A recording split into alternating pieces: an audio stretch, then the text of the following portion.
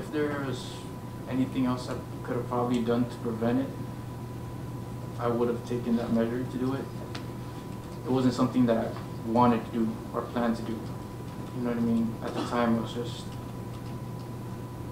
just trying to protect myself. This was Carl Gargarita's plea to the jury as he testified for himself in day 3 of the murder trial.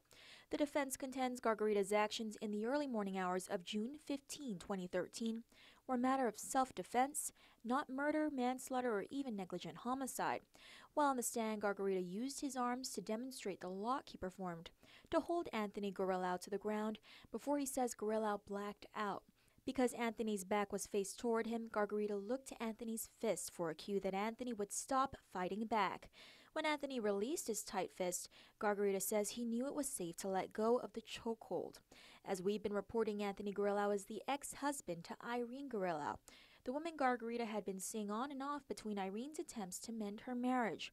Earlier that night, Gargarita met Irene for drinks at the nightclub Denials in Tumon. Before they smoked weed and had sex in Irene's car.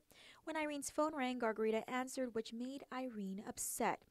Irene then left the car with Gargarita and a friend following after her to the Old Traditions back parking lot across the street. Hoping to get Irene home safely, Gargarita and Irene called 2 people, one of which was her ex-husband, Anthony.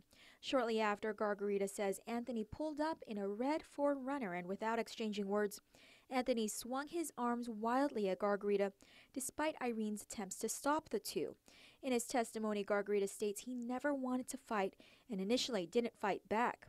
When Irene made a second attempt to stop the fight, she was knocked down and left unconscious. The two began an exchange of punches when Gargarita says he grabbed Anthony by the shirt to pull him to the ground.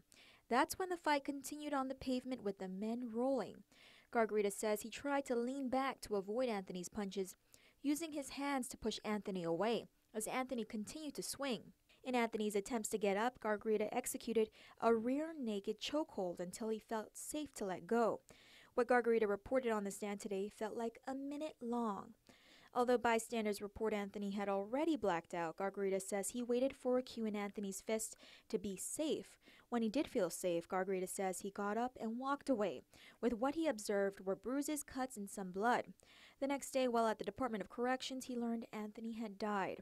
Earlier today, Gargarita also informed the court he had been talking with Irene because she was hinting that her youngest child, only 4 months old at the time, was Gargarita's child and not Anthony's.